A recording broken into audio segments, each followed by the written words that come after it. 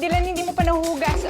Tanggal angas ni Yuta Saito, TikTokeres Dennis Trillo nang ipinakita ng wife niyang si Jeneline Mercado na siya ang true boss. Yan ang entry nila sa isang TikTok trend. Ang behind the scenes ibinahagi nila kasunod ng pag-viral ng video ni Dennis.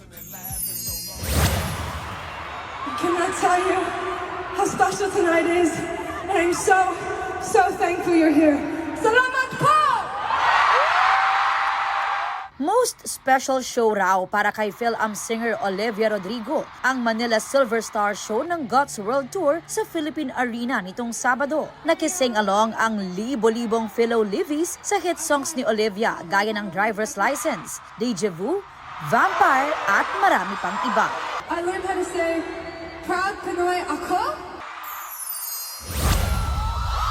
After a successful comeback concert in Korea ng K-pop girl group na 2NE1, it's gotta be you, Philo Blackjacks, dahil next month na ang Manila leg ng Welcome Back Asia Tour ng grupo. Aubrey Carampel nagbabalita para sa GMA Integrated News. Huwag magpahuli sa mga balitang dapat ninyong malaman. Mag-subscribe sa GMA Integrated News sa YouTube. Sa mga kapuso abroad, subaybayan nyo kami sa GMA Pinoy TV at sa www.gmanews.tv.